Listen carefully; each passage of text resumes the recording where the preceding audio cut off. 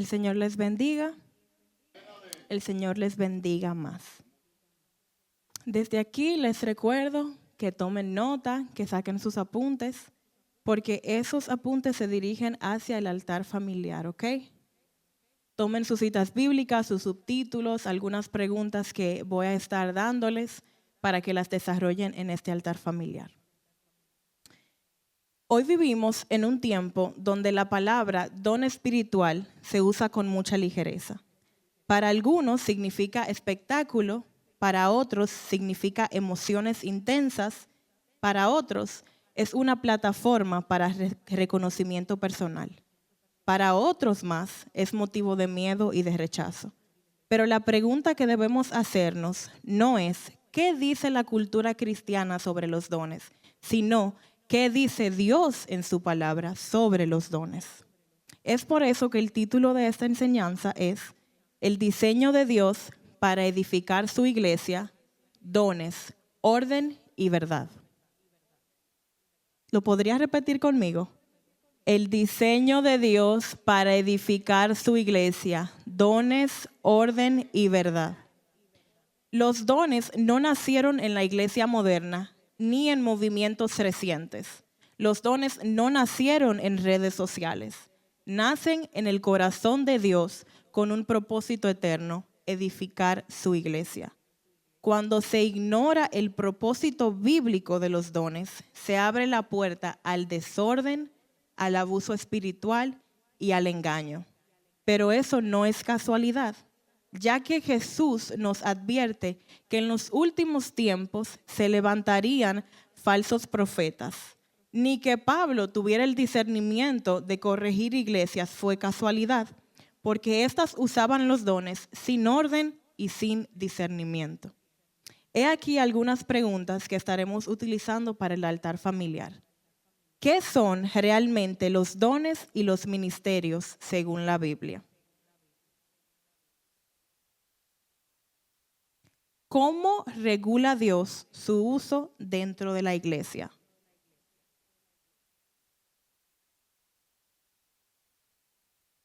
¿Cómo discernimos entre lo verdadero y lo falso cuando alguien dice hablar en nombre de Dios? Estas preguntas vamos a irlas desarrollando a lo largo de esta enseñanza y en el nombre del Señor, al finalizar, podremos haber encontrado una respuesta que ampliaremos con las citas bíblicas en el altar familiar. No podemos empezar a hablar de los dones desde nuestras experiencias personales ni desde nuestras opiniones. Tenemos que comenzar desde el diseño original de Dios para su iglesia. Y ese diseño está plasmado en Efesios capítulo 4, versículo 11 hasta el 15. Aquí el apóstol Pablo nos muestra que Dios no dejó a la iglesia sin estructura, no la dejó sin dirección ni sin protección espiritual. Él mismo estableció ministerios con un propósito específico. Efesios capítulo 4, a partir del versículo 11.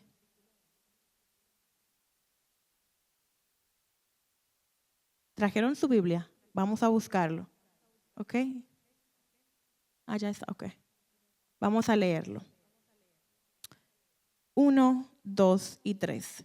Y él mismo constituyó a unos apóstoles, a otros profetas, a otros evangelistas, a otros pastores y maestros, a fin de perfeccionar a los santos para la obra del ministerio, para la edificación del cuerpo de Cristo, hasta que todos lleguemos a la unidad de la fe y del conocimiento del Hijo de Dios, a un varón perfecto a la medida de la estatura de la plenitud de Cristo. El 14. Para que ya no seamos niños fluctuantes, llevados por doquiera de todo viento de doctrina, por estratagema de hombres que para engañar emplean con astucia las artimañas del error, sino que siguiendo la verdad en amor, crezcamos en todo en aquel que es la cabeza, esto es Cristo. Efesios capítulo 4 nos habla y exhorta a vivir en unidad, siendo conscientes de la diversidad que hay en el cuerpo de Cristo. resaltando que a pesar de las diferencias, esas mismas diferencias nos hacen un cuerpo completo y funcional. Nos llama a vivir en armonía, a madurar y a aplicar la fe a nuestra vida diaria. Es una invitación a dejar atrás conductas pecaminosas y vestirnos de Cristo, hablando con verdad siempre y en amor, pero trabajando conjuntamente en beneficio para la iglesia. Efesios 4 nos ilustra cómo los dones equipan a los santos para edificar la iglesia hacia la meta, que lo dice, la plenitud de Cristo. Esto nos lleva al primer subtítulo, que es los ministerios establecidos por Dios. En Efesios capítulo 4 vemos que Pablo describe 4 oficios. Comúnmente son divididos e interpretados como 5. Sin embargo, es importante esclarecer que en una lectura de este versículo, de forma analítica, veremos que Dios no dice a unos apóstoles, a otros profetas, a otros evangelistas, a otros pastores y a otros maestros, sino que estos dos últimos son descritos como uno solo. La Biblia no pasa nada por alto y es relevante que entendamos que ni una sola coma está como relleno en la palabra, sino que todo tiene una razón y un sentido completo de ser. Cada ministerio listado en Efesios 4 tiene una función que impacta directamente el crecimiento espiritual del cuerpo de Cristo y la expansión de la iglesia como una entidad social. Cada ministerio cumple una función. El apóstol, del griego apóstolos, cuyo significado es enviado con comisión oficial, tenían la función de expandir la iglesia, establecer fundamentos doctrinales, corregir errores estructurales en cuanto a la doctrina que no se alinearan con lo que Jesús ya había enseñado. Y menciono que tenían la función porque los apóstoles eran 12. Y este es un tema que vale la pena hablar e indagar al respecto. Semánticamente, el término apóstolos se usa de al menos 3 maneras en la Biblia o 3 niveles semánticos. En el Nuevo Testamento se utiliza de manera técnica y restringida para delegar autoridad doctrinal a los 12 exclusivamente y a Pablo. A los 12 en Mateo 10:2, no lo vamos a leer, pero tomen nota, y a Pablo en Gálatas 1:1. En Hechos capítulo 1 nos habla cómo había requerimientos para poder ser parte de los 12. Cuando buscaban reemplazar a Judas, es necesario que sepamos que no podían estar incompletos. El número que había Dios destinado eran 12, porque los 12 es un símil entre las 12 tribus de Israel. Los 12 y Pablo tenían estas características que hace que se le llamen apóstoles. Fueron llamados directamente por Cristo. Los 12 fueron llamados personalmente, pero a Pablo se les reveló glorificado. Estos poseen fundamento doctrinal, Efesios 2:20.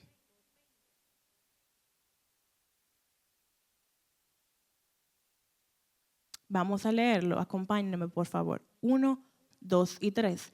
Edificado sobre el fundamento de los apóstoles y profetas, siendo la principal piedra del ángulo Jesucristo mismo. Los apóstoles que estamos definiendo tienen autoridad normativa. Primera de Corintios 12:28.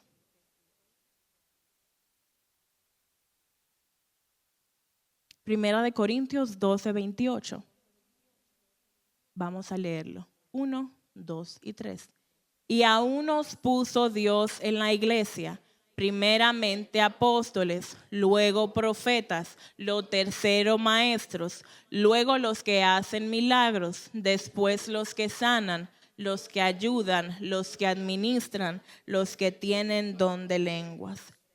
Primeramente indica autoridad en orden ministerial e inspiración escritural. Este primer significado de apóstolos no es una lista abierta al público, no es una lista a la que quien quiera puede unirse, ya que en el sentido funcional de apóstoles solamente fueron 12 y Pablo, solamente ellos. Otros textos de la Biblia utilizan apóstolos en sentido no fundacional, sino como un sinónimo de la palabra misionero. Se utiliza con Bernabé en Hechos 14:14. Si me pueden acompañar.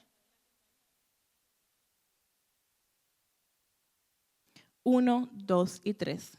Cuando lo oyeron los apóstoles, Bernabé y Pablo rasgaron sus ropas y se lanzaron entre la multitud dando voces.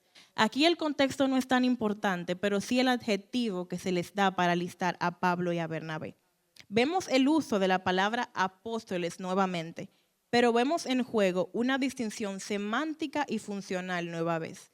El uso de apóstoles aquí está ligado a su misión itinerante, no a una autoridad canónica. En el libro de Hechos veremos que el término apóstoles se reserva únicamente para los 12, pero en el capítulo 14 que vemos aquí, el término es ampliado.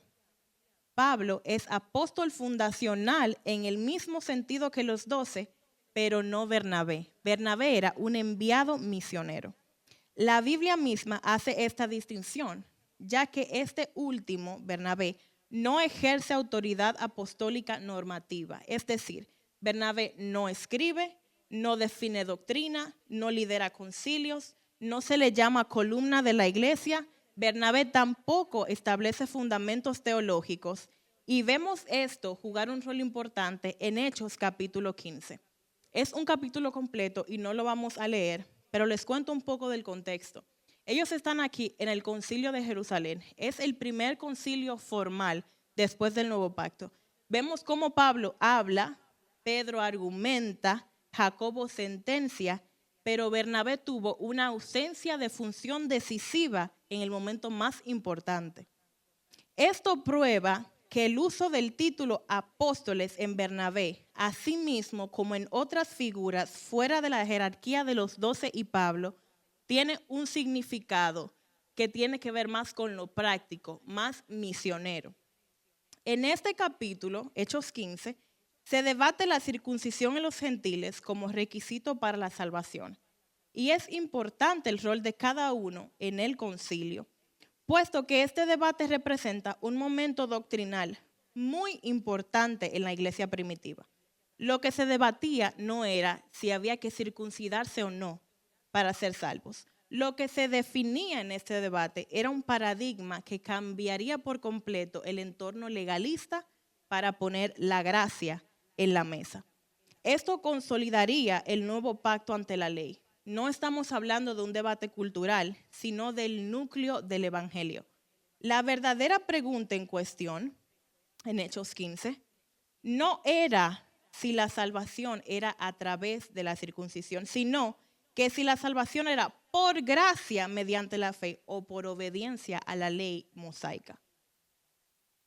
También nos muestra cómo la ley y el nuevo pacto se relacionarían entre sí. Hechos 15, subráyelo para que lo leamos en el altar familiar. Es un capítulo muy importante porque fundamenta nuestra fe y habla sobre la interacción que tiene el nuevo pacto, nosotros que somos resultado de este, con la ley antigua por la que se regían los judíos. El término apóstolos también es utilizado con Andrónico y Junias en Romanos 16:7. Romanos 16:7. Vamos a leerlo, por favor. 1, 2 y 3. Saludad a Andrónico y a Junias, mis parientes y mis compañeros de prisiones, los cuales son muy estimados entre los apóstoles y que también fueron antes de mí en Cristo. Este versículo tiene una parte que posee dos posibles lecturas gramaticales legítimas, notables entre los apóstoles y muy conocidos por los apóstoles. Incluso si la lectura entre los apóstoles es la más acertada y cercana al texto original, la palabra apóstol aquí no se refería a apóstol en sentido fundacional, porque a estos dos no se les atribuye autoridad doctrinal. No aparecen como parte de los 12 y no cumplen una función fundacional en la iglesia primitiva. Apóstolos aquí adquiere una connotación de enviados misioneros, misionero delegado, mas no autoridad doctrinal. Algo que nos lleva a muchos errores al comprender la palabra de Dios es no entender que existen las categorías semánticas y que aunque veamos ciertas palabras en repetidas ocasiones, asumir que significan lo mismo es un error. Que se cite el mismo término no quiere decir que se cite conjuntamente la misma autoridad o función que se adjudica al término en otro contexto. Como lo vemos, a los apóstoles se les dice apóstoles, pero a estos ejemplos que estamos listando también se le dicen apóstoles. Pero eso no quiere decir que el término apóstol les adjudique a ellos la autoridad original que tenían los 12, fundacionalmente hablando. El término apóstoles también se utiliza con Epafrodito en sentido operativo. Pablo lo llama hermano, mostrando un vínculo de fe, colaborador para mostrar el trabajo que hacían juntos y compañero de milicia para referirse a las luchas espirituales que enfrentaron juntos. Esto se cita en Filipenses capítulo 2. Estos ejemplos eran enviados por iglesias, desempeñaban la obra misionera, no tenían autoridad canónica y estaban subordinados a la doctrina ya enseñada por los apóstoles. Se usa la misma palabra, pero representan un oficio diferente. El segundo ministerio que se menciona en Efesios 4:11 es profeta. Este en la Biblia es alguien que vive alineado con el Espíritu Santo y la voz de Dios para el tiempo. Un profeta tiene la función de llamar al arrepentimiento. Un profeta discierne lo espiritual, da dirección profética, exhorta y confronta cuando hay desviación en la iglesia y muestra el sentir de Dios. Un claro ejemplo en el Nuevo Testamento es Agabo en Hechos capítulo 11, versículos 27 y 28. Lo voy a leer. En aquellos días, unos profetas descendieron de Jerusalén a Antioquía. Y levantándose uno de ellos, llamado Agabo, daba a entender por el Espíritu que vendría una gran hambre en toda la tierra habitada, la cual sucedió en tiempo de Claudio. Pablo también menciona a los evangelistas en esta lista. Estos con una misión clara: predicar fervientemente el evangelio a los inconversos. Motivan a la iglesia a evangelizar y a extender sus manos fuera de un lugar físico, como serían las 4 paredes o un local. En pocas palabras, el ministerio del evangelista trae crecimiento numérico y expansión a la congregación. Un vistazo a la situación actual del cristianismo bastará para comprender que no se le da tanta importancia a este don ministerial, ni se comprende bien la verdadera naturaleza del evangelista. El evangelista no es necesariamente sinónimo de predicador o de aquel que lleva campañas masivas de evangelización, aunque puede darse el caso, sino más bien que significa pescador de almas, que como resultado de su labor llega a plantar congregaciones locales que luego cuida hasta que éstas tengan suficiente madurez y puedan correr por sí solas. El ejemplo básico, inmejorable de la labor de un evangelista lo tenemos en los viajes de Pablo. Él como apóstol y quienes lo acompañaban en su rol de evangelistas. Bernabé, Silas y Timoteo eran algunos de estos. En los que vemos la extensión del evangelio a vastas regiones mediante una cooperación con el Espíritu Santo, quien es que guía a sus siervos. Felipe es también un ejemplo de evangelista. Hechos capítulo 8, versículos 12 y 13. Hechos 8, 12 y 13. 1, 2 y 3. Pero cuando creyeron a Felipe, que anunciaba el evangelio del reino de Dios y el nombre de Jesucristo, se bautizaban hombres y mujeres. También creyó Simón mismo y habiéndose bautizado estaba siempre con Felipe. Y viendo las señales y grandes milagros que se hacían, estaba atónito. Cuando un evangelista ejerce su labor con denuedo y con obediencia a la dirección de Dios, hay un resultado evidente, como lo vemos aquí. Felipe predicó el evangelio y al escucharle la gente se convertían a Cristo. Y esto habla de un ministerio respaldado por Dios. El último ministerio que Pablo menciona es pastor y maestro. Efesios 4:11, lo podemos leer nueva vez para que lo refresquemos un poquito. 1, 2 y 3. Y él mismo constituyó a unos apóstoles, a otros profetas, a otros evangelistas, a otros pastores y maestros. En el griego original hay un solo artículo para pastores y maestros, lo que sugiere que estos dos son una unidad funcional. Esto no propone que todo pastor sea solo pastor o que todo maestro sea solo maestro, sino que el pastor ejerce su función a través de enseñar. Esto no solamente la palabra de Dios, sino que el enseñar se extrapola a otras áreas de la vida cristiana. La gramática del texto griego muestra que un solo artículo, tous, y dos sustantivos unidos por el conector kai, que significa y, que es el conector en español que usamos y, indican una misma persona, pero con dos funciones. Eruditos de la Biblia traducen este concepto como pastores que enseñan o pastores maestros. En la iglesia primitiva no se ve una separación formal entre pastor y maestro, ya que enseñar era un rol inherente, o sea, que venía pegado a los ancianos y pastores. Aún así, más adelante el rol de maestro comienza a ser más independiente, porque no todos los maestros eran pastores, a pesar de que todos los pastores sí eran maestros.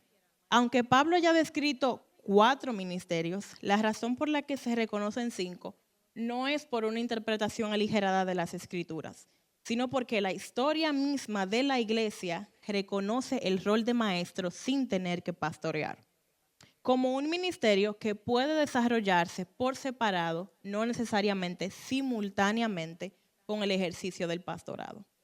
Y en realidad, esta relación estrecha es muy apropiada. Aquí vemos la sabiduría de Dios mostrada en cómo Él distribuye los ministerios, puesto que el pastoreo eficaz ha de incluir como elemento principal la alimentación e instrucción de la grey de Dios en los buenos pastos de la palabra, mientras que la enseñanza debe ir encaminada siempre a la edificación y fortalecimiento de los creyentes, mediante una sana dieta espiritual que incluya todo lo necesario para el desarrollo espiritual y no solamente intelectual.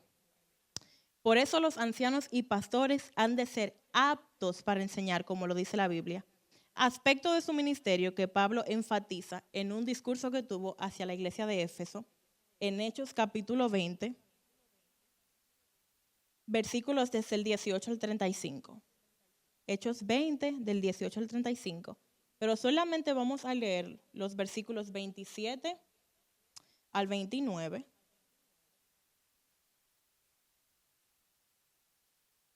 Uno, 2 y 3. Porque no he rehuido anunciaros todo el consejo de Dios.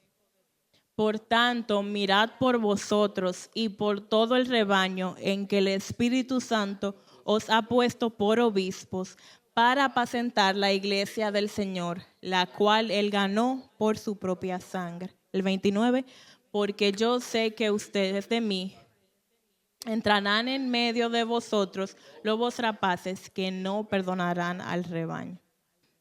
Versículos 31 y 32 también vamos a leerlo. 1, 2 y 3. Por tanto, velad, acordándoos que por 3 años, de noche y de día, no he cesado de amonestar con lágrimas a cada uno. Y ahora, hermanos, os encomiendo a Dios y a la palabra de su gracia, que tiene poder para sobreedificaros y daros herencia en todos los santificados. En los primeros versículos que leemos, vemos como Pablo dice, no he rehuido de anunciaros todo el consejo de Dios. Ahí le está hablando de enseñanza directa. Y en los últimos que leímos, 31 y 32, dice que no he cesado de amonestar con lágrimas a cada uno. Eso también habla de un sentido muy profundo y de pesar que tenía Pablo por el Espíritu a corregir a la iglesia. En el libro de Tito, capítulo 1, versículos del 7 al 9, vemos unas características especiales que deben tener los ancianos y los pastores. Me gustó, me impactó mucho leer esto, porque muchas veces sostenemos a nuestros líderes y pastores a un estándar humano, a un estándar que muchas veces se vuelve ficticio e irreal. Pero Tito, capítulo 1, del 7 al 9, nos da directrices. Y quiero que veamos particularmente cómo en ningún momento incluye en esta lista nuestra opinión o nuestros gustos personales. Vamos a leer Tito 1, del 7 al 9. Porque es necesario que el obispo sea irreprensible como administrador de Dios, no soberbio, no iracundo, no dado al vino, no pendenciero, no codicioso de ganancias deshonestas, sino hospedador, amante de lo bueno, sobrio, justo, santo, dueño de sí mismo, retenedor de la palabra fiel, tal como ha sido enseñada, para que también pueda exhortar con sana enseñanza y convencer a los que contradicen. Esta lista de cualidades, si las vemos en nuestros líderes, quieren decir que son líderes puestos por el Señor. Porque nos dice claramente qué no deben ser. El versículo 7, ¿me lo pondrías, Jorge? Si nuestros líderes no tienen estas características que dice, no soberbio, no iracundo, no dado al vino, no pendenciero, no codicioso de ganancias deshonestas, miren cómo no dice que nos caigan bien. Miren cómo no dice que sean de nuestro gusto personal, sino que dice hospedador. Versículo 8, por favor. Hospedador, amante de lo bueno, sobrio, justo, santo, dueño de sí mismo. Y entonces aquí el versículo 9 es que Pablo resalta la cualidad de enseñar. Enseñar la palabra fiel como ha sido enseñada por los apóstoles, exhortar con sana enseñanza y convencer a los que contradicen. Primera de Timoteo, capítulo 3, del 1 al 7, expone las mismas cualidades de forma más extensa. Los maestros han de exponer todo el consejo de Dios para que la iglesia comprenda cómo ha de comportarse y cómo ha de glorificar al Padre. Así, la alimentación espiritual, el gobierno y la instrucción de la iglesia van unidas siempre en estos dos ministerios fusionados. Mientras que un pastor cuida y acompaña espiritualmente, aconseja, forma comunidad y protege de falsas doctrinas, un maestro explica la palabra con claridad y profundidad. Enseña doctrina sana, fundamentada bíblicamente, corrige errores doctrinales que se desalinean de la verdadera enseñanza de los apóstoles en la Biblia. Forman estos dos combinados creyentes maduros y entendidos en la palabra a través de profundizar en ella. Esto crea cristianos espiritualmente sólidos. Hechos 13, versículo 1.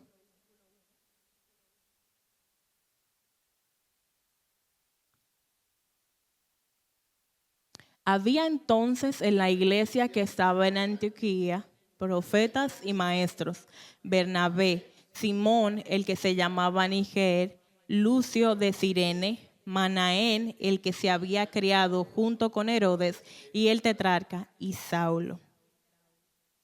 Primera de Corintios 12:28 es una cita que les doy para que la expandan en el altar familiar.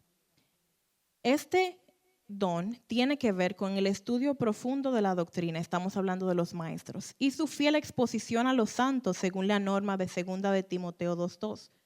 Tú pues, hijo mío, esfuérzate en la gracia que es en Cristo Jesús. Lo que has oído de mí ante muchos testigos, esto encarga a hombres fieles que sean idóneos para enseñar también a otros.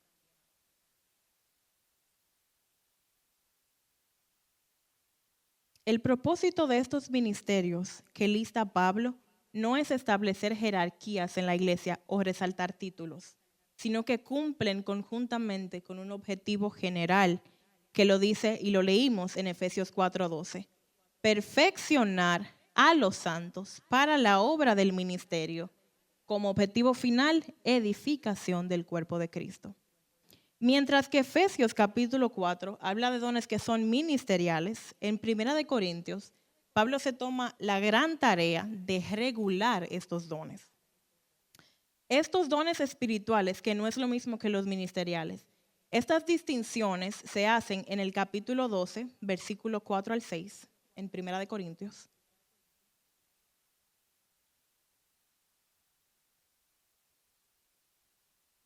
Vamos a leerlo, por favor. 1, 2 y 3.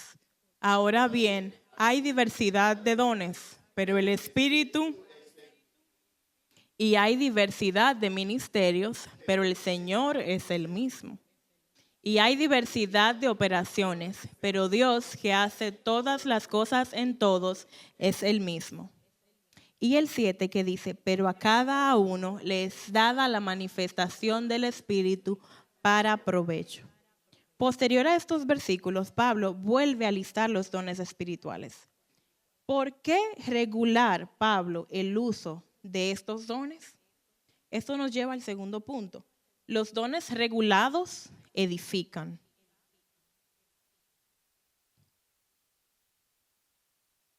Pablo hace estas correcciones en el libro de Corintios, en 1 Corintios, porque Corinto era una iglesia particularmente activa, era carismática, pero era socialmente caótica. Corinto estaba fuertemente influenciada por prácticas extáticas paganas. Extático quiere decir algo o alguien que está en un estado de éxtasis, en un sentimiento intenso de alegría, admiración o trance, donde la persona se abstrae del mundo exterior para enfocarse en una experiencia interior, a menudo con connotaciones místicas o de profunda emoción.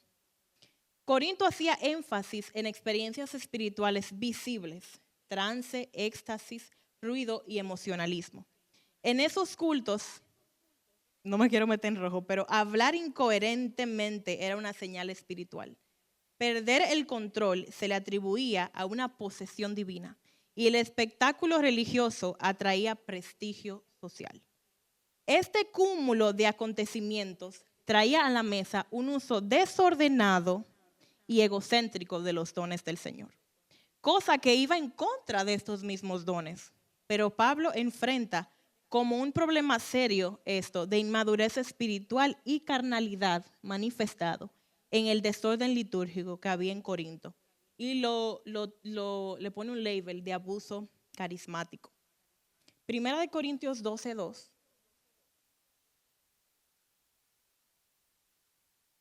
1, 2 y 3. Sabéis que cuando erais gentiles se os extraviaba llevándoos como se os llevaba a los ídolos mudos. Esto indica que ellos no llegaron al evangelio en blanco, sino que ya tenían una cosmovisión religiosa formada, una cosmovisión que ya había sido contaminada. Al convertirse al evangelio, esto hace que la teología de Corinto cambie, pero sus hábitos religiosos necesiten ser transformados. Y esto es muy común en nuevos creyentes hasta la actualidad, porque comienzan a creer en el evangelio, pero su vida práctica del ejercicio de la fe necesita transformación y alineación con la palabra. Los hábitos de la iglesia en Corinto estaban influenciados por cultos mistéricos y grecorromanos. Estos cultos eran religiones secretas y voluntarias en la antigüedad, centradas en deidades como Deméter, Persefone, Dioniso e Isis, que ofrecían iniciaciones rituales para asegurar la salvación, la felicidad en el más allá y una experiencia espiritual personal.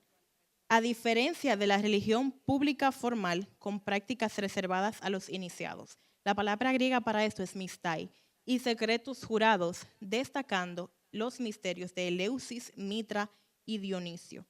Ellos trajeron estos patrones paganos a la liturgia cristiana.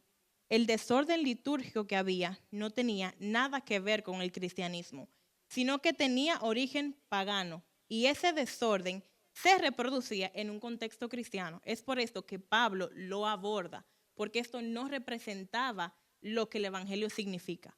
sino que al desarrollarse dentro de un contexto cristiano, se le atribuía a los cristianos, pero no era como debía ser.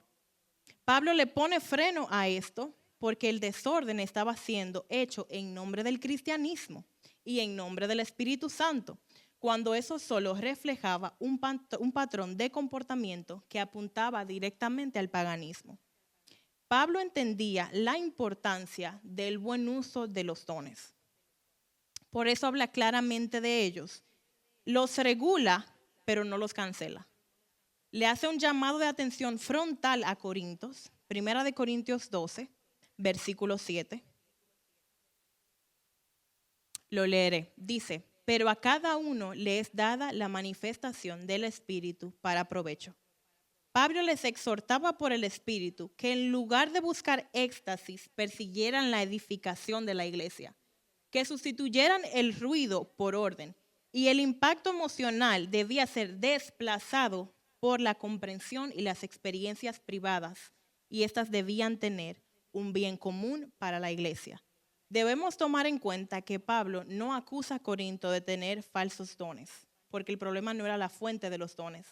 Dios era la fuente, pero ellos lo usaban de forma incorrecta y se comportaban de forma incorrecta, y esto se lo atribuían a los dones. En lugar de golpear los dones de la iglesia de Corinto, corrige la manera en que ellos los utilizan, llevándolos a la cuestión de que si están edificando o no el cuerpo de Cristo. Este es el objetivo de Pablo, que se cuestionen si con el uso de sus dones están edificando a la iglesia. Y de ser así, no edificando la iglesia, deben corregir la manera en que se comportaban respecto a los dones. La razón especial por la que Pablo regula el uso de los dones es porque sabe que la iglesia, al tener un mal uso de los dones, sufriría, que los hijos de Dios sufrirían. Que hoy exista el mal uso de dones manifestacionales y la abundancia de dones ministeriales no autorizados por el Señor no es una sorpresa, porque Jesús ya lo había dicho en Mateo 24. En Mateo 24 los discípulos se acercan a Jesús y le preguntan cuáles acontecimientos apuntarían a su venida. Y una de las señales que Jesús menciona es la presencia de falsos profetas que se levantarían y engañarían a muchos. Ya definimos que un profeta, brevemente, pero es necesario que entendamos la verdad de la palabra, porque esta verdad es la que autentica, es la que verifica las demás enseñanzas que el mundo o aquellos que malversan esos dones quieren imponer. Existe el ministerio de profeta y el don manifestacional de profecía. La mayor diferencia entre estas dos cosas es que el profeta como ministro se dedica a esto, tal y como los demás dones ministeriales que ya fuimos uno por uno. El don del ministerio de profeta no es esporádico, es una responsabilidad continua y su función es de dirección, repito, corrección, sin ir en contra de la doctrina de los apóstoles. En la Biblia, Amós, Isaías, Jeremías eran profetas, o sea, ejercían el ministerio de profeta. No solo profetizaban en un momento como manifestación del Espíritu Santo. En Jeremías, el don de profecía toma lugar dentro de un llamado ministerial profético permanente que le fue dado a Jeremías. Jeremías 1, 4 al 10. Anótenlo, es un poquito largo. Aquí Dios le llama en el versículo 4, vamos a leerlo. 1, 2 y 3. Vino pues palabra de Jehová a mí diciendo: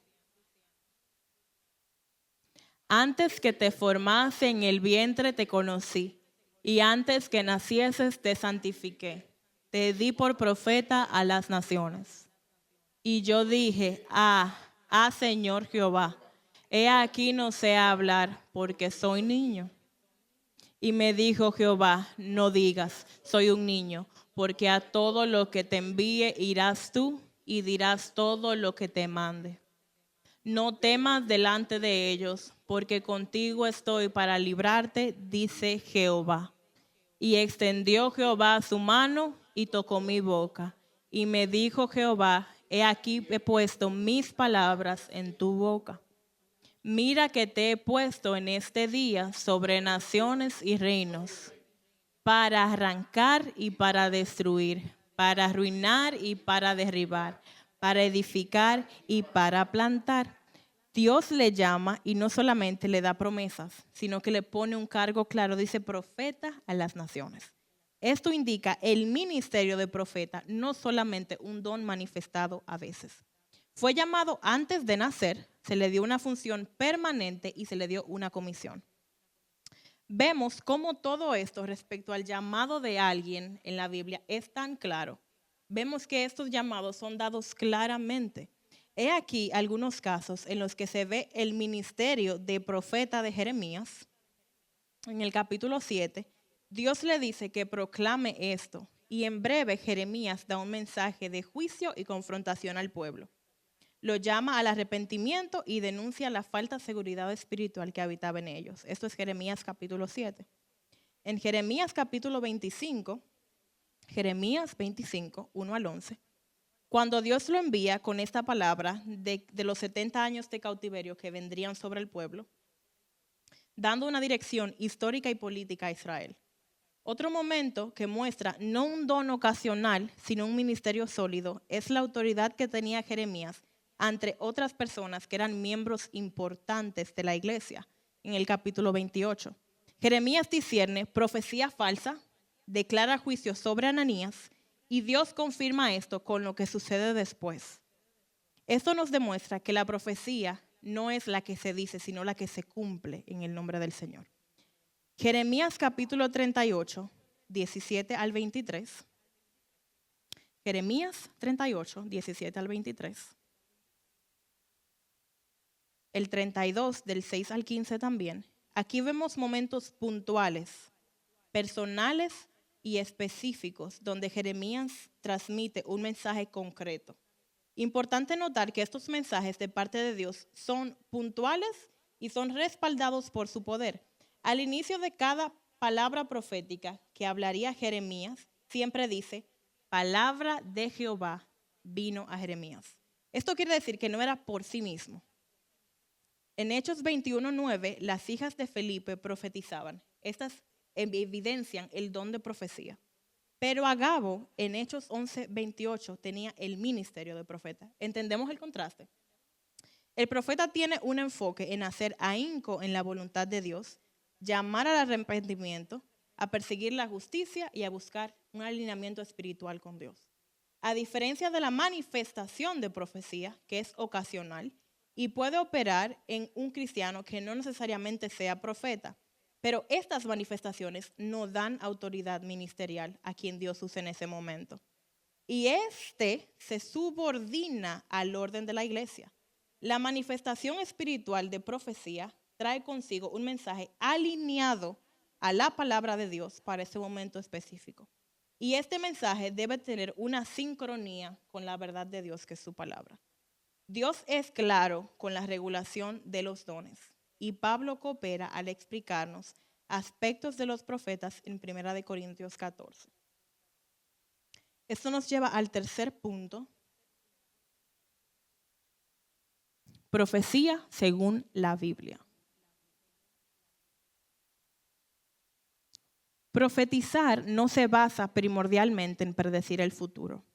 En el idioma original del texto griego, la palabra profetizar tiene un sentido básico: hablar bajo inspiración divina, comunicar un mensaje recibido por Dios, proclamar revelación aplicada. O sea, revelación aplicada quiere decir la palabra aplicada a un momento específico. El léxico académico estándar hace énfasis en comunicación inspirada. El énfasis que hace no es en adivinación. 1 Corintios 14:3.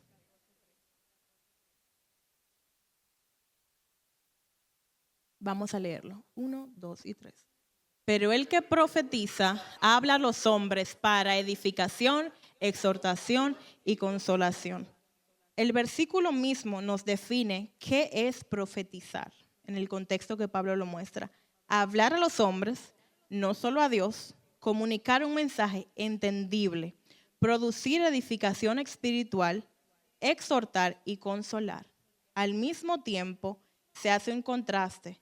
En el versículo 2 dice que al hablar en lengua se habla a Dios.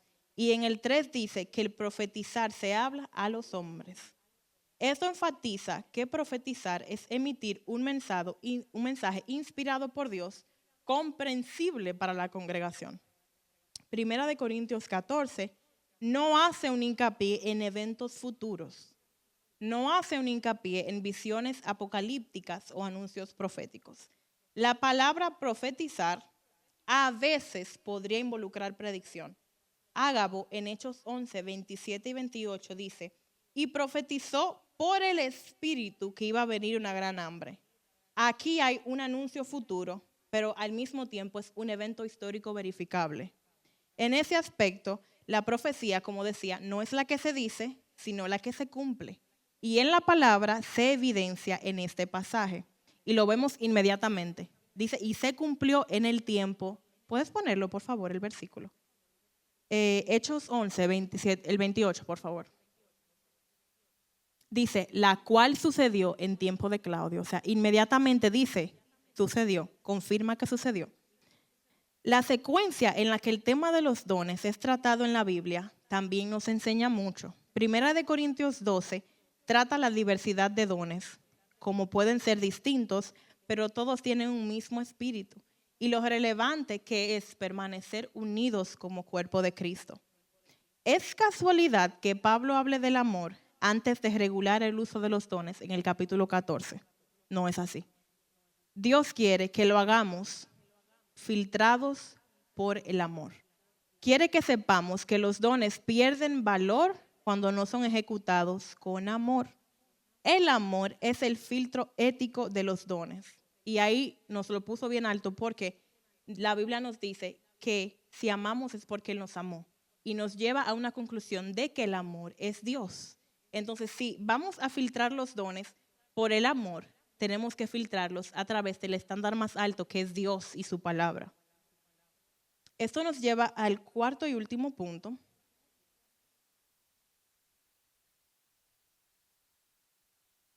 Y que esté de último no quiere decir que es el menos importante, porque es un punto muy neurálgico a la que hemos conducido esta enseñanza. Falsos profetas y falsos maestros, el peligro doctrinal. Dios capacita a quienes da dones. Estos no son por atribución o por elección personal. Él distribuye los dones soberanamente. La exhortación es que no olvidemos las palabras de Jesús cuando Él dijo que vendrían falsos profetas. Estos engañadores que pretenden hablar en nombre de Dios, pero que en realidad hablan falsedades y niegan a Cristo. Mateo 7, versículo 15. La Biblia los describe. Mateo 7, 15. Vamos a leerlo. 1, 2 y 3. Guardaos de los falsos profetas que vienen a vosotros con vestidos de ovejas, pero por dentro son lobos rapaces. A veces caemos en el error de pensar que los falsos profetas vienen con características claras de que son falsos, pero no es así. Y es esto por lo que Dios nos manda a cuidarnos de ellos, a estar apercibidos. Estos tienen apariencia engañosa, usan textos bíblicos fuera de contexto, niegan al Señor y promueven la condenación por encima del plan de salvación. Los falsos profetas tienen un comportamiento moral corrompido y una característica común. Buscan beneficio personal, buscan ganancias económicas, poder dentro de la iglesia y manifiestan un deleite carnal. Los falsos profetas hacen predicciones y anuncian eventos que nunca se consuman y sus palabras carecen de dirección espiritual. La Biblia nos dice cómo reconocerlos. Mateo capítulo 7, del 16 al 20. Mateo 7, del 16 al 20. Vamos a leerlo. 1, 2 y 3. Por sus frutos los conoceréis. ¿Acaso se recogen uvas de los espinos o higos de los abrojos? Así todo buen árbol da buenos frutos, pero el árbol malo da frutos malos. No puede el árbol dar malos frutos, ni el árbol malo dar frutos buenos. Todo árbol que no da buen fruto es cortado y echado al fuego. Así que por sus frutos los conoceréis. Esta es la primera característica para identificar un falso profeta, por sus frutos. La segunda característica que la Biblia nos dice se encuentra en 1 de Juan 4, del 1 al 3.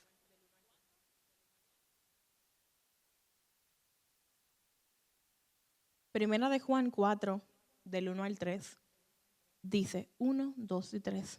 Amados, no creáis a todo espíritu, sino probad los espíritus si son de Dios, porque muchos falsos profetas han salido por el mundo.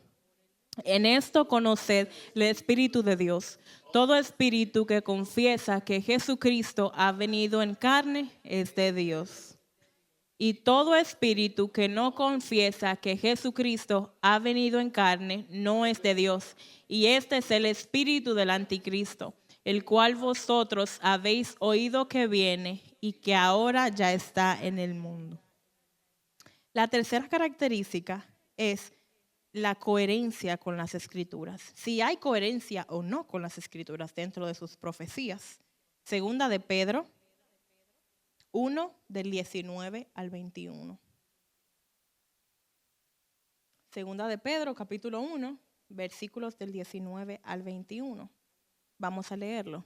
1, 2 y 3.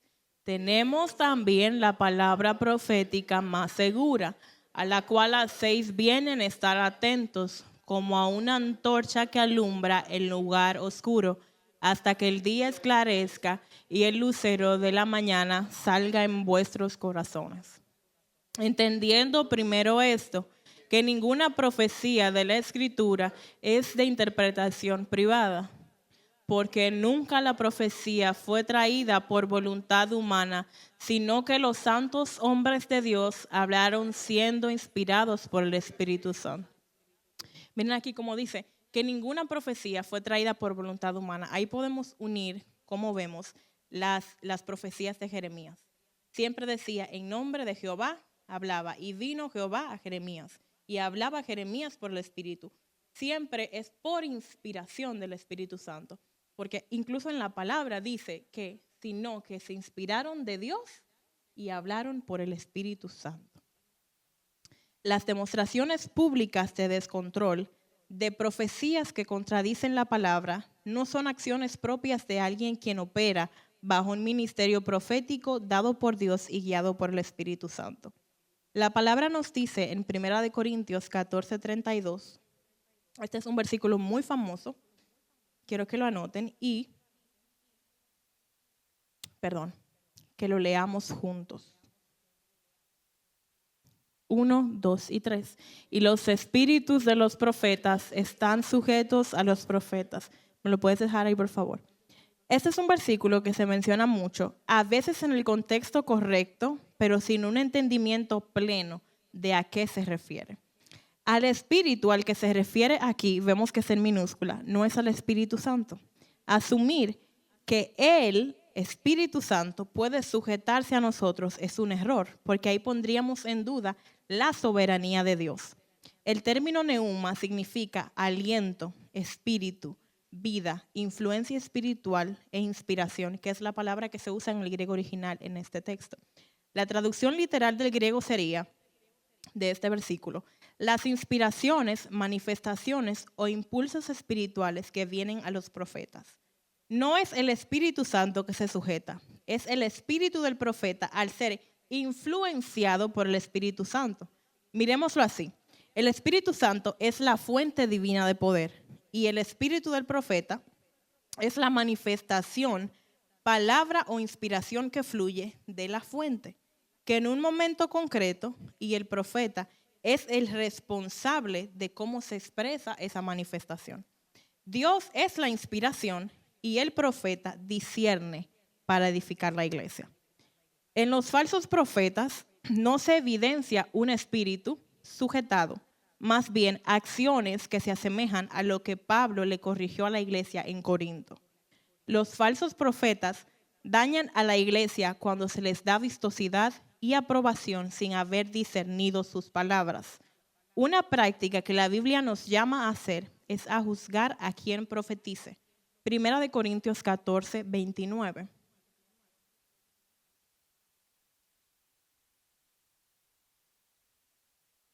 Primera de Corintios 14, 29. Asimismo, los profetas hablen 2 o 3 y los demás juzguen. Pablo nos invita a discernir y a evaluar críticamente las palabras de aquel que profetice. Segunda de Pedro 2, 1.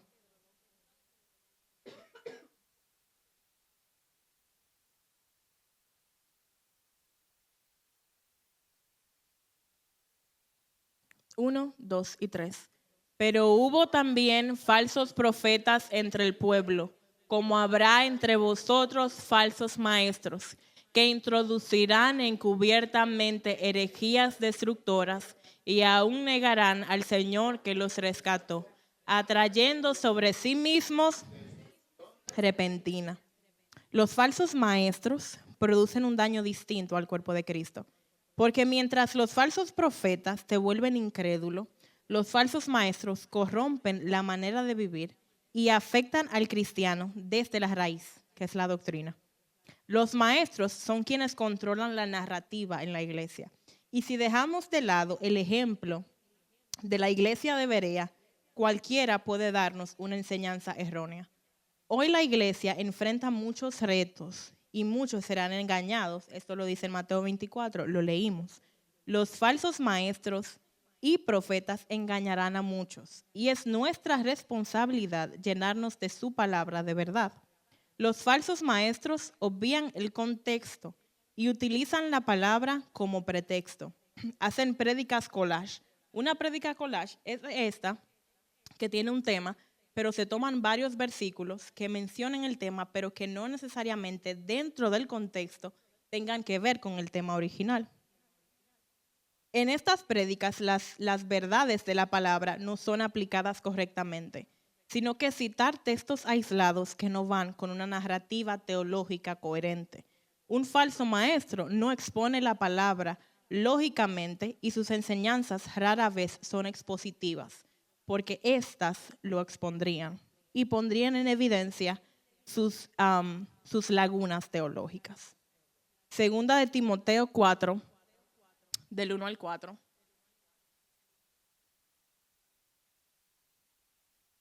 Vamos a leerlo. 1, 2 y 3. Te encarezco delante de Dios y del Señor Jesucristo, que juzgará a los vivos y a los muertos en su manifestación y en su reino. Que prediques la palabra, que instes a tiempo y fuera de tiempo, redarguye, reprende, exhorta con toda paciencia y doctrina.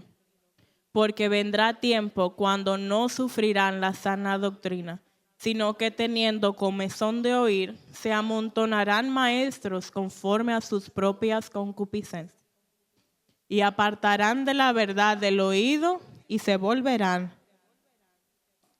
Miren cómo dice aquí, dice, porque vendrá tiempo cuando no sufrirán la sana doctrina, sino teniendo comezón de oír. ¿Quiénes tendrán comezón de oír? El pueblo. Por nuestra propia causa y nuestra falta de compromiso con escudriñar las escrituras, abundará esa comezón de oír. Personas que en lugar de aceptar la sana doctrina, darán lugar a esos maestros y enseñanzas que simplemente confirmen sus propios deseos. Se vuelven a los mitos y abandonan la verdad. Es decir, quieren oír lo que les gusta, no lo que es cierto y lo que la palabra establece.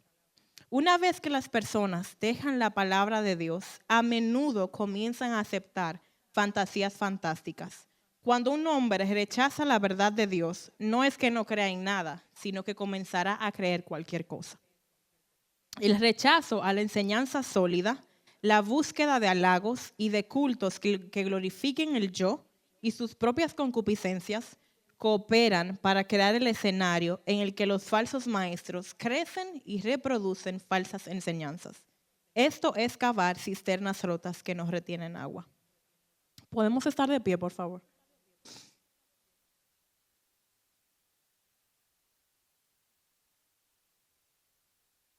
El cristiano no necesita una nueva revelación, no necesita una nueva doctrina. Necesita empezar a vivir lo que ya Dios ha revelado en su palabra. Necesita ansiar y buscar más su rostro para así tener una visión fresca del rostro del Señor. Sea el Señor glorificado a través de nuestro amor y fidelidad a la verdad, que no es más que Cristo mismo. Sea toda la palabra del Señor verdad y el hombre siempre mentiroso. Amén. Vamos a orar. Señor Jesús, estamos delante de ti. Te damos gracias, Señor, por esta palabra que nos enseña, Señor Jesús. Te doy gracias, Señor, porque me permitiste, Señor, en tu Espíritu Santo, terminar esta enseñanza, Señor Jesús. Te pido que siempre, Señor, que se predique desde este púlpito sea para edificar a tu iglesia, Señor Jesús. Que tú continúes poniendo palabra de verdad, Señor, en cada uno de los ancianos y líderes de esta iglesia, Señor Jesús. Pero también, Señor, te pido que pongas un deseo ferviente en cada uno de nuestros hermanos de escudriñar la palabra, de velar, Señor Jesús, de estar apercibidos, Señor. Que anhelen, Señor Jesús, poder discernir, Señor, qué viene de ti y qué no viene de ti, Señor Jesús. Que tu verdad, Señor, sea la única palabra, Señor, que reine en nuestros corazones. Que por ella vivamos, Señor Jesús. Y que por causa de esta, Señor, de esta palabra tuya sembrada en nuestros corazones, no nos dejemos llevar por todo viento de doctrina, Señor Jesús. Que tu nombre siempre sea exaltado, que tu poder siempre sea sobre todas las cosas, Señor. Y que tu verdad, Señor, crezca cada vez más. Este es nuestro deseo, Señor. En el nombre de Jesús te lo pedimos. Amén.